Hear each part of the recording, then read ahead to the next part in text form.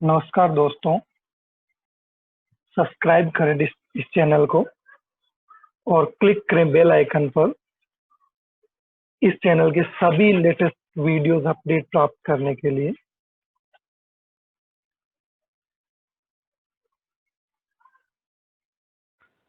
आज का हमारा टॉपिक है रिकवरी, है ना। बैकअप सिस्टम हमने पिछले लेक्चर में स्टडी किया था, किस किस प्रकार से हम डेटा का बैकअप करते हैं, बैकअप क्यों करते हैं, एक्चुअली बैकअप की क्या रिक्वायरमेंट है, ठीक है। वो सब चीजें हमने स्टडी की थी। बैकअप के बाद जो बैकअप किया हुआ डेटा होता है उसको एक्चुअली रिकवर कैसे किया जाता है, किस प्रकार से उसको हम वापस रिट्रीवल कर सकते हैं, है ना। तो उन चीजों को आज हम डिस्कस करने वाले हैं।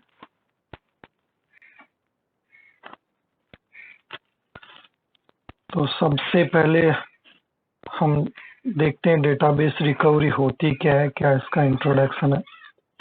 Database recovery is the process, है ना, ये एक प्रोसेस होता है किस चीज का, of restoring the database to the most recent consistent state and existed just before the failure।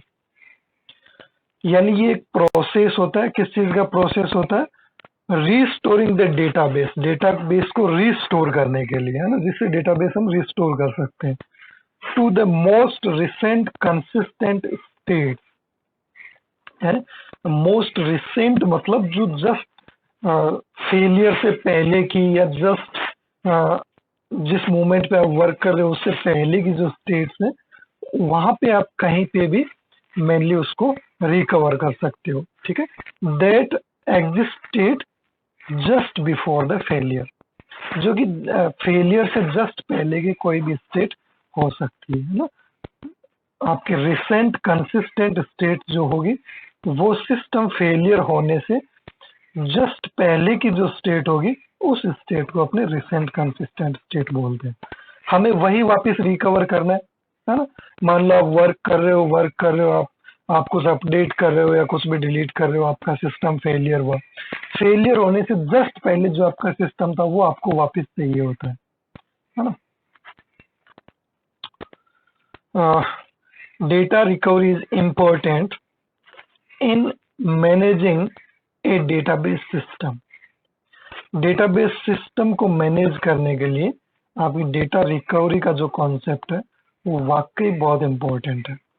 क्योंकि देखो कोई भी डेटाबेस जिसको हम मैनेज करते हैं, जैसे मान लो हम बात करें कि पहले जो बैंकिंग सिस्टम था वो सारा रिटर्न में होता था, है ना। सब कुछ रजिस्टर्स में लिख के रखते थे।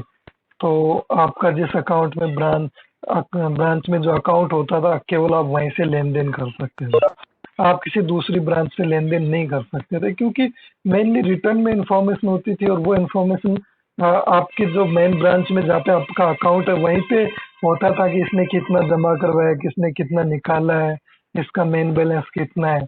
वो एक्चुअली दूसरी ब्रांच वालों को पता नहीं होता था। बट जब से डेटाबेस सिस्टम आए, जब से ऑनलाइन सिस्टम हुआ है सारा का सारा, तो क्या अब आपको ऐसी प्रॉब्लम आती है? नहीं, अब हम किसी भी ब्रांच से हम ट्रांजेक्शन कर सकते हैं, ठीक है। हमारा डेटा जो है वो डेटाबेस के अंदर सुरक्षित रहता है।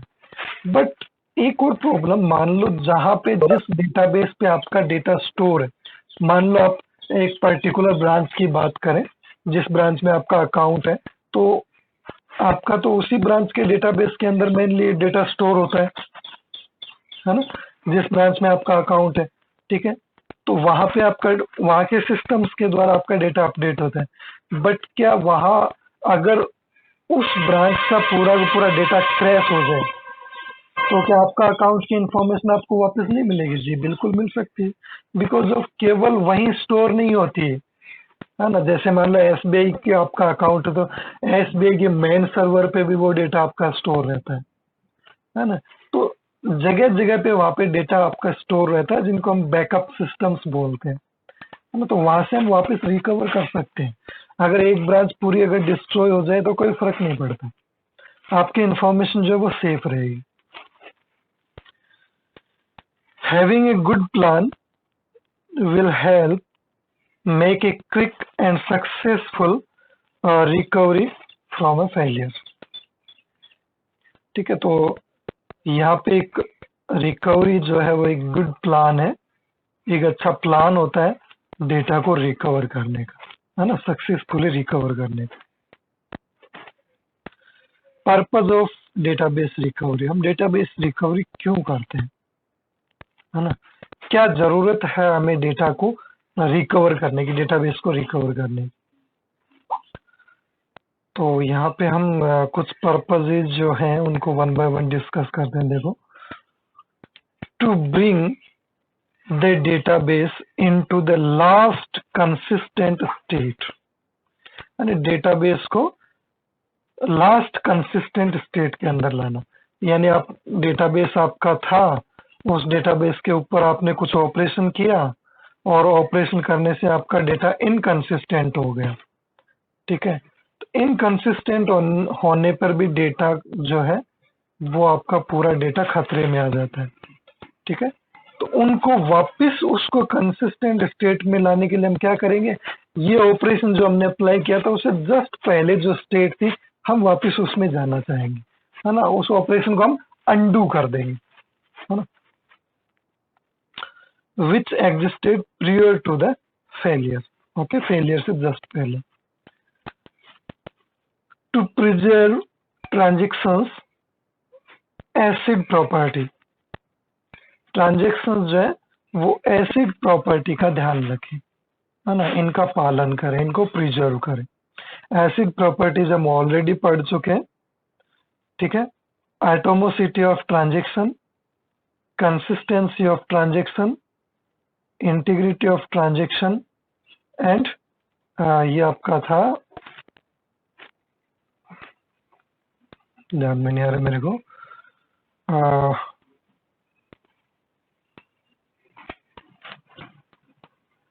क्या था, डी से नहीं ध्यान में आ रहा, आप लोग देख लेना पिछले लेक्चर्स की जो पीपीटीज है, एसिड प्रॉपर्टी हमने जो पढ़ी थी, है ना, उसमें देख लेना आप लोग।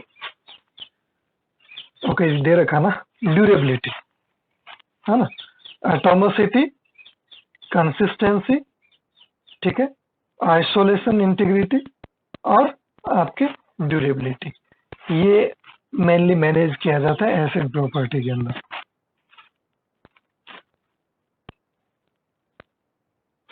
डेटाबेस फेलियर्स, क्या क्या फेलियर्स यहाँ पे हो सकते हैं, तो उन फेलियर्स को हम डिस्कस कर लेते हैं। देखो, a failure is a state where data inconsistency is visible, ठीक है। यानी फेलियर क्या होता है, ए फेलियर इज, फेलियर वो स्टेट होती है जहां पे डेटा इनकंसिस्टेंसी विजिबल होती है, यानी डेटा जो है वो इनकंसिस्टेंस हो चुका होता है, ठीक है। Two transactions if they are scheduled for execution, ठीक है, जो ट्रांजेक्शंस एग्जीक्यूशन के लिए यहाँ पे शेड्यूल किए गए, अगर उससे पहले या उन ट्रांजेक्शंस के द्वारा आपके डेटा को इनकंसिस्टेंट कर दिया जाता है तो वो state mainly database failure state ही कहलाती है। In database usually 3 types of failures are encountered, यहाँ पे 3 टाइप के फेलियर्स को मेनली इनकाउंटर किया जाता है। तो वो 3 टाइप के फेलियर्स कौन कौन से, देखो, ट्रांजेक्शन फेलियर, ठीक है, सिस्टम फेलियर और मीडिया फेलियर। तीनों में क्या है, मेनली जो ट्रांजेक्शंस परफॉर्म किए जा रहे हैं, अगर उन ट्रांजेक्शंस की वजह से अगर कोई डेटा इनकंसिस्टेंट हो जाए, डेटाबेस इनकंसिस्टेंस हो जाए, तो वो मेनली आपका ट्रांजेक्शन फेलियर कहलाता है, ठीक है। जैसे मान लो, हमने पहले भी स्टडी किया, हम ट्रांजेक्शन ऑलरेडी पढ़ चुके हैं,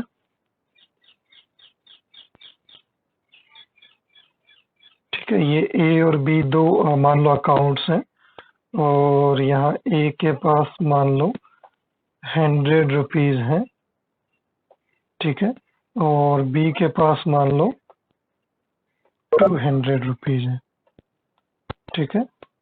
हमें अकाउंट ए से अकाउंट बी के अंदर 20 रुपीज ट्रांसफर करने हैं, ठीक है। तो अगर ट्रांसफर होने के बाद, अभी देखो दोनों का सम कितना है, दोनों का सम 300 है। अगर ट्रांसफर करने के बाद भी दोनों का सम, दोनों अकाउंट का सम 300 आया, then the database is consistent, otherwise database is inconsistent, ठीक है। अगर मान लो यहाँ से 20 रुपीज कट गए, यहाँ जमा नहीं हुए, तो मेनली इन दोनों का सम कितना आएगा, 280 आएगा, 300 नहीं आएगा। तो उस कंडीशन में वो डेटाबेस क्या होगा, इनकंसिस्टेंट होगा। क्यों होगा, क्योंकि ट्रांजेक्शन जो है वो फेलियर हो गया, आपका ट्रांजेक्शन कंप्लीट नहीं हुआ, सक्सेसफुल नहीं हुआ, इस वजह से वो इनकंसिस्टेंट हो गया। सिस्टम फेलियर यानी डेटाबेस को जो मैनेज कर रहा होता है, डेटाबेस मैनेजमेंट सिस्टम जिस सॉफ्टवेयर की हम बात करते हैं, अगर वो फेलियर हो जाए, ठीक है, तो उस टाइप के फेलियर्स को हम सिस्टम फेलियर्स बोलते हैं। आपका सिस्टम ही डेड हो जाए, सिस्टम बंद हो जाए, जो सिस्टम आपके डेटाबेस को मैनेज कर रहा होता है। मीडिया फेलियर यानी जिस मीडियम में आप डेटा स्टोर कर रहे हो, जो आपकी मेमोरीज है, अगर वो फेलियर हो जाए, तो इस टाइप के फेलियर्स को हम मीडिया फेलियर्स बोलते हैं, ठीक है। या तो ट्रांजेक्शन आपका कंप्लीट ना हो, उसकी वजह से फेलियर हो, या आपका सॉफ्टवेयर सिस्टम जो मैनेज करता है वो फेल हो जाए, या आपका मेमोरी सिस्टम है वो फेल हो जाए। तो ये 3 टाइप के मेन फेलियर्स यहाँ पे मेनली डेटाबेस के अंदर काउंट किए जाते हैं।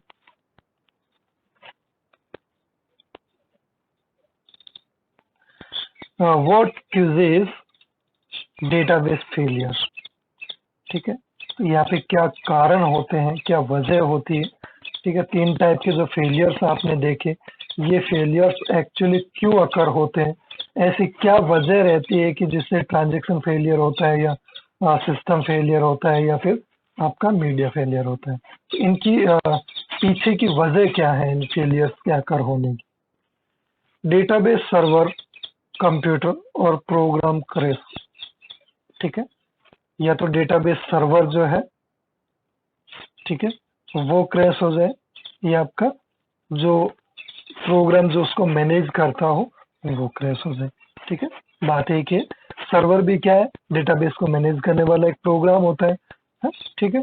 तो अगर ये क्रैश हो जाता है, तो मेनली किस टाइप का आपका फेलियर अकर होता है, सेकंड जो फेलियर हमने पढ़ा था, है ना, सिस्टम फेलियर, ठीक है। ये आपका सिस्टम फेलियर को जनरेट करता है, ये सिस्टम फेलियर है। Then second, database client, computer और प्रोग्राम क्रैशेस, यानी जो डेटाबेस जो एप्लीकेशन प्रोग्राम्स है, जो क्लाइंट्स को हैंडल कर रहे होते हैं मेनली, अगर वो फेल हो जाए, तो भी मेनली यहाँ पे सिस्टम फेलियर ही होता है, ठीक है। Then network failure between client and server, client और सर्वर के बीच में अगर कनेक्टिविटी प्रॉब्लम हो जाए, कनेक्टिविटी इश्यू हो जाए, अगर वो फेलियर हो जाती है, तो मेनली ट्रांजैक्शन फेलियर होता है, ठीक है, क्योंकि वहां पे हम ट्रांसमिशन को कंप्लीट नहीं कर पाते हैं। Data on A disk drive is corrupted, तो अगर डिस्क ड्राइव आपका करप्ट हो जाए, तो आपका मीडिया फेलियर होता है ना। A transaction executes an illegal operation, that is also transaction failure, क्योंकि ट्रांजैक्शन ने कुछ इलीगल ऑपरेशन परफॉर्म किए हैं, जिस वजह से डेटा जो है वो इनकंसिस्टेंट हो गए। 2 or more transactions deadlock, that is also transaction failure. Sometime we also include in system failure because of यहाँ पे सॉफ्टवेयर जो है वो वर्क नहीं करता है डेडलॉक की वजह से, आपका सिस्टम वर्क नहीं करता है ना। डेडलॉक जो है वो मेनली सिस्टम में लगता है, बट लगता किसकी वजह से, ट्रांजेक्शन की वजह से लगता है। That can be system failure also, है ना। डेडलॉक मेनली डेडलॉक अभी तक आपने वैसे पढ़ा नहीं है, आपके ऑपरेटिंग सिस्टम में भी डेडलॉक को हम स्टडी करते हैं, और डेटाबेस के अंदर भी हम डेडलॉक को स्टडी करते हैं। एक्चुअली डेडलॉक होता क्या है, मैं सिंपल भाषा में आपको समझा देता हूँ। एक ट्रांजैक्शन है T1, ठीक है, एक ट्रांजैक्शन है T2,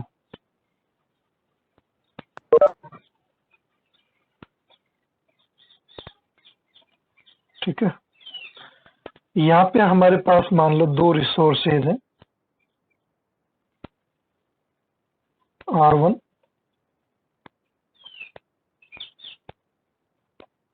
और एक रिसोर्स का नाम है R2। रिसोर्सेज में आपका कुछ भी हो सकता है, आपका कीबोर्ड हो सकता है, प्रिंटर हो सकता है, यानी कोई भी रिसोर्सेज हो सकता है जिसको एक ट्रांजैक्शन यूज करता है ना। ये आपका हो गया R2। मान लो ट्रांजैक्शन, ये दोनों ट्रांजैक्शन एक साथ अकर हुए, इसने रिसोर्स R1 को होल्ड कर लिया, अपने कब्जे में ले लिया, इसने T2 ने R2 को होल्ड कर लिया। बट T1 को कंप्लीट करने के लिए, अपने प्रोसेस को कंप्लीट करने के लिए रिसोर्स R2 की जरूरत है, ठीक है। इसी प्रकार T2 को भी अपने आप को कंप्लीट करने के लिए R1 की जरूरत है। तो ये तो वेट कर रहा है इसका, ठीक है, ये किसका वेट कर रहा है, R2 का वेट कर रहा है कि कब T2 R2 को छोड़े और मैं अपना काम कंप्लीट करूं। इसी प्रकार यहाँ पे T2 जो ट्रांजैक्शन है वो वेट कर रहा है R1 का कि कब T1 ट्रांजैक्शन R1 को रिलीज करे और मैं अपने आप को कंप्लीट करूं। तो इन दोनों का वेट जो है वो कभी पूरा नहीं होगा, क्योंकि जब तक T2 को R1 नहीं मिलेगा तब तक इसका काम पूरा नहीं होगा, तो ये वेट करता रहेगा। इसी प्रकार T1 को अगर R2 नहीं मिलेगा तो ये भी वेट करता रहेगा, इसका काम भी कंप्लीट नहीं होगा। और जब तक कंप्लीट नहीं होगा ये अपने आप के जो रिसोर्सेज है उनको रिलीज नहीं करेंगे, है ना। तो मेनली ये डेडलॉक क्यों लगा, क्योंकि ट्रांजैक्शन T1 R1 को छोड़ना नहीं चाहता और R2 की डिमांड कर रहा है। इसी प्रकार T2 जो है वो R2 को छोड़ना नहीं चाहता और R1 की डिमांड कर रहा है। तो ये सिस्टम जो है वो डेडलॉक में चला जाएगा, दोनों ही ट्रांजैक्शन अपने आप को कंप्लीट नहीं कर पाएंगे। तो मेनली डेडलॉक की सिचुएशन हम इसी सिचुएशन को बोलते हैं, ठीक है। नेक्स्ट है हमारे पास failure transactions introduce errors into the database. Database के अंदर कुछ एरर्स अगर जनरेट हो जाए, that is can be system related errors, memory related errors और ट्रांजैक्शन रिलेटेड एरर्स, है ना। तो ये तीनों में आ सकते हैं, आपकी ट्रांजैक्शन फेलियर भी हो सकता है, सिस्टम एंड मीडिया फेलियर। तो ये कुछ रीजंस हैं जिनकी वजह से फेलियर्स अकर होते हैं। रिकवरी स्ट्रेटजीज, रिकवरी के लिए हम लोग क्या यूज करते हैं, तो यहाँ पे देखो रिकवरी के लिए टाइप्स ऑफ ट्रांजैक्शंस अपडेट्स, ठीक है। ट्रांजैक्शंस के जो टाइप्स होते हैं उनको हम अपडेट करते हैं। डिफर्ड अपडेट, यानी जो भी मेनली चीजें डिफर्ड की हुई होते हैं, अलग की होती है, उनको हम यहाँ पे मेनली अपडेट करते हैं। List of all changes in the order they were committed, यानी जिस वे में रिकवरी और रोल फॉरवर्ड कमिटेड होते हैं ऑपरेशंस, उसी फॉरवर्ड में हम चेंजेस को परफॉर्म करते हैं, ठीक है। लिस्ट ऑफ ऑल चेंजेस, जितने भी चेंजेस होते हैं in order they were committed, जिस ऑर्डर में वो कमिटेड हो, है ना, उसी ऑर्डर में हम उनको मेनली परफॉर्म करते हैं।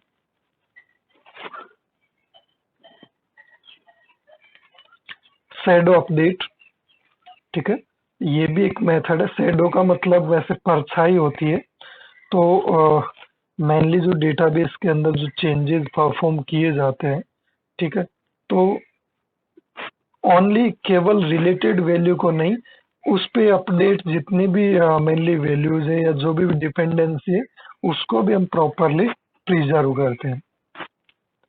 List of all changes in reverse order roll back, यानी जैसे आपका एक ट्रांजैक्शन जो है वो मान लो किसी एक पॉइंट से दूसरे पॉइंट पे एग्जीक्यूट कर रहा है ना।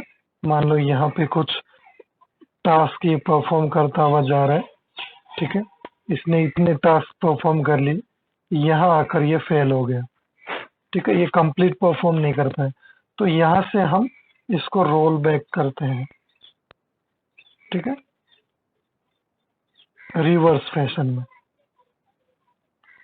जिस सिचुएशन में था उसी में लाकर छोड़ देते हैं, ठीक है।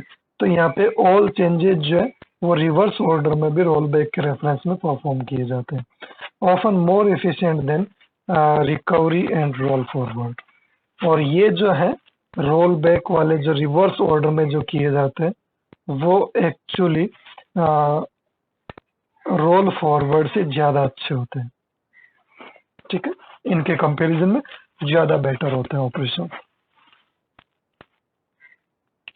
रिकवरी स्ट्रेटजीज, देखो क्या क्या स्ट्रेटजीज हमारी है। इमीडिएट अपडेट और in place update. Immediate update की अगर बात करें तो as soon as data is updated the disk copy is also updated. यानी जैसे ही डेटाबेस के अंदर डेटा जाए उसको बैकअप वाले सिस्टम के अंदर भेज दिया जाए, उसकी कॉपी जो है वो जहाँ से हम रिकवरी करते हैं वहां पे सेंड कर दीजिए, ठीक है। In place update, the disk version of data is over written by the cache version, ठीक है। यानी कैश मेमोरीज जो होती है, कैश वर्जन जो होते हैं उनके द्वारा यहाँ पे ओवर रिटन, यानी उनके द्वारा डेटा को फैच करके और फिर डेटाबेस के अंदर रिकवरी सिस्टम के अंदर हम राइट करते हैं। डेडलॉक, यहाँ पे मेनली अगर हम डेडलॉक की देखो बात करें, a deadlock is a situation in which two और मोर कंपीटिंग एक्शंस, है ना, हमने T1 और T2 दो यहाँ पे एक्शंस लिए थे, दो ट्रांजेक्शन लिए थे, दो से ज्यादा भी हो सकते हैं, are each waiting for the other to finish. यानी प्रत्येक जो है वो वेट करता रहे कि दूसरा वाला फिनिश करेगा और रिसोर्सेज को रिलीज करेगा। नाइदर एवर डज, ठीक है। A deadlock situation can arise if all of the following conditions hold simultaneously in a system. यानी ये चारों कंडीशन जब एक साथ लग जाती है ना तब डेडलॉक लगता है। अब इन चारों कंडीशंस का मतलब क्या है देखो। म्यूचुअल एक्सक्लूजन, म्यूचुअल एक्सक्लूजन का मतलब है कि पैरेलल एग्जीक्यूशन चल रही है कुछ ट्रांजेक्शन, है ना। मान लो यहाँ पे T1 और T2 दो ट्रांजेक्शन पैरेलली एग्जीक्यूट हो रहे हैं, ठीक है। एक T1 है, एक T2।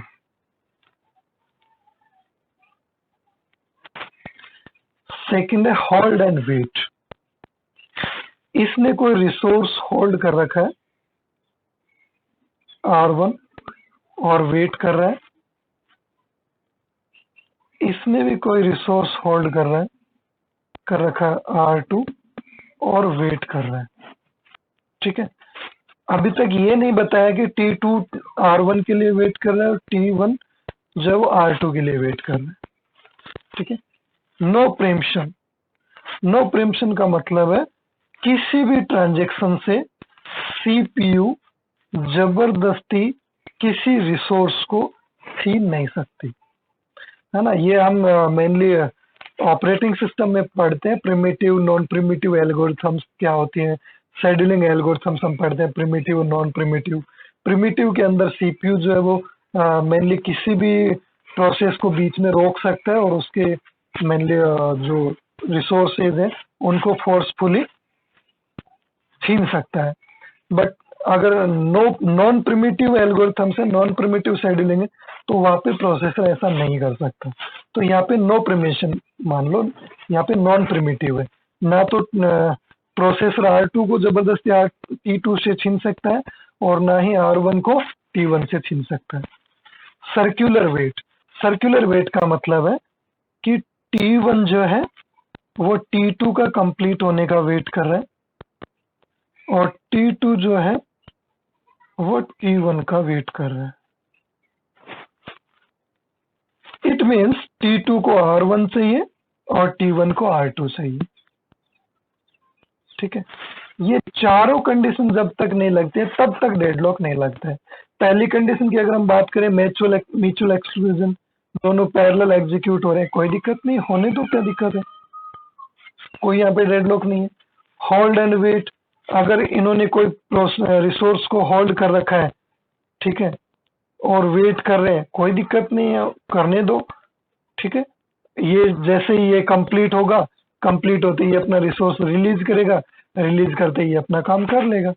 यहाँ ऐसा तो कहा नहीं गया है कि दोनों एक दूसरे का वेट कर रहे हैं, कोई रिसोर्स होल्ड कर रखा है और दूसरे रिसोर्स के लिए वेट कर रहे हैं, तो मे भी दूसरा रिसोर्स किसी भी प्रोसेसर का, किसी भी प्रोसेस का, किसी भी ट्रांजेक्शन के पास हो सकता है। नो प्रिम्पशन, कोई दिक्कत नहीं है। प्रिम्पशन नहीं है तो क्या है, ट्रांजेक्शन कंप्लीट होने के बाद प्रोसेस मिल जाएगा, है ना, थोड़ा लेट मिल जाएगा, कोई दिक्कत नहीं है। बट अगर सर्कुलर वेट और आ जाता है तो वहां पे डेडलॉक लग जाता है ना, सर्कुलर वेट आते ही डेडलॉक लग जाता है।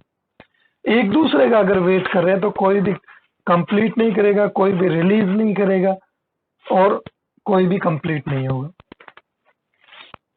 ठीक है, तो ये मेनली कुछ ऑपरेशंस हैं हमारे, ठीक है, जिनको हम परफॉर्म करते हैं। डेडलॉक हैंडलिंग एंड रिकवरी, यानी डेडलॉक अगर लग जाए तो उसके बाद हम उसको किस प्रकार से रिकवर करते हैं। Most current operating systems cannot prevent a deadlock from occurring when a deadlock occurs।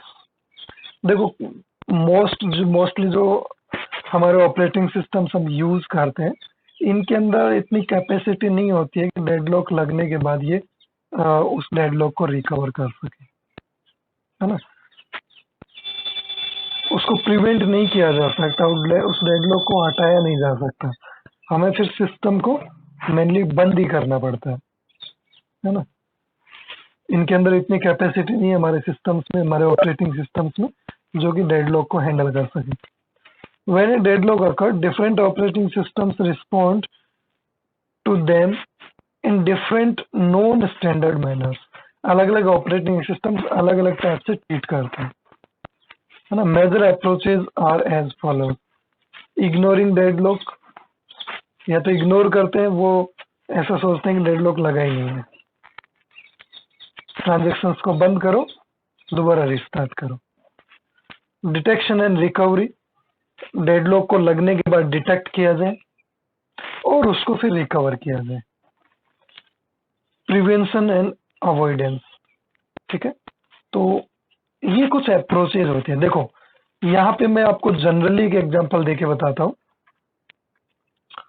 Deadlock prevention, ठीक है, और अवॉइडेंस की अगर हम बात करें तो ये ऐसे स्टूडेंट, मान लो ऐसे स्टूडेंट हैं जो पहले से इस चीज का ख्याल रखते हैं कि मेरे कोई भी बैक नहीं लगनी चाहिए, ठीक है, ये पूरे साल पढ़ाई करते हैं ताकि बैक लगे ही ना,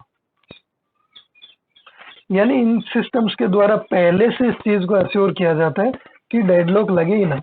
और डेडलॉक लगे ना, इसका मतलब हमें क्या करना होता है, इन चारों में से किसी एक कंडीशन को हमें होने से रोकना होता है। इन चारों में से एक सिचुएशन को अगर हम रोक लेंगे तो हमारा डेडलॉक नहीं लगेगा, ठीक है। प्रिवेंशन के अंदर यही किया जाता है ना। म्यूचुअल एक्सक्लूजन को रोकना मुश्किल है क्योंकि पैरेलल एग्जीक्यूशन तो हमें करना ही पड़ेगा। इन तीनों में से किसी एक को हम रोक सकते हैं। यहाँ पे मैं डेप्थ में डिस्कस नहीं करूंगा डेडलॉक को, है ना, क्योंकि हमारे इतना यहाँ पे डेडलॉक नहीं है, वाइडली आपके ऑपरेटिंग सिस्टम के अंदर आएगा, तो वहां आप स्टडी करोगे कि किस प्रकार से हम प्रिवेंट करते हैं उसको, है ना, सिस्टम को डेडलॉक फ्री करते हैं। जैसे मान लो हम बात करते हैं रियल टाइम सिस्टम्स की, एरोप्लेन ऑटोमेशन सिस्टम्स की, तो क्या वहां पे डेडलॉक को इग्नोर करना ठीक है? नहीं। मान लो डेडलॉक नहीं लगता आपके सिस्टम में, बट अगर 10 साल में भी अगर एक बार भी डेडलॉक लग गया तो क्या होगा? देयर विल बी क्रैश, कितने लोगों की जान जाएगी। तो हम वहां पे रिस्क नहीं ले सकते, तो वहां पे हम कौन से मेथड को यूज करते हैं? प्रिवेंशन को यूज करते हैं। ठीक है, कि डेडलॉक लगे ही ना, उसको अवॉइड किया जाता है। ठीक है, और अवॉइड करने के लिए हम क्या करते हैं? इन तीनों में से किसी एक चीज को ही हम रोकते हैं। ठीक है, hold and wait, no preemption, या फिर सर्कुलर वेट। ठीक है, इन तीनों कंडीशन को लगने से हम रोकते हैं। उसके बाद कुछ स्टूडेंट ऐसे सोचते हैं कि यार बैक लगने दो, बाद में देखेंगे क्या करना है ना। डिटेक्शन एंड रिकवरी, यानी डेडलॉक लगने के बाद उसको डिटेक्ट किया जाता है और उसको रिकवर किया जाता है। और कुछ महान हस्तियां ऐसे भी होती हैं जो ये कहते हैं कि जो थोड़ा सा क्या है कि परम ज्ञान ले चुके होते हैं कि ये सब मोह माया है, पास होना फेल होना इन सब से कोई फर्क नहीं पड़ता है इनको, है ना। तो ये इग्नोर करते हैं कि डेडलॉक कभी कभार लगता है, लगेगा तो लग जाएगा, है ना। ये इग्नोर करते हैं कि डेडलॉक नाम की कोई चीज होती ही नहीं है ना। जैसे कि पास फेल कुछ होता ही नहीं है, मोह माया है, उसी प्रकार इनके लिए मेनली डेडलॉक कुछ होता है नहीं है। ये ऐसे सिस्टम्स होते हैं जो इग्नोर करते हैं कि ठीक है, ऐसा कुछ नहीं है।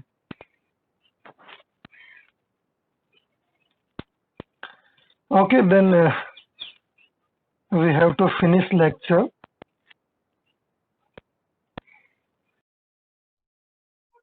हेलो दोस्तों, चैनल को सब्सक्राइब करना ना भूलें, वीडियो को लाइक करें, शेयर करें और बने रहें आपके अपने चैनल पॉसिबल नॉलेज के साथ इसी तरह के लेटेस्ट वीडियोस पाने के लिए। धन्यवाद।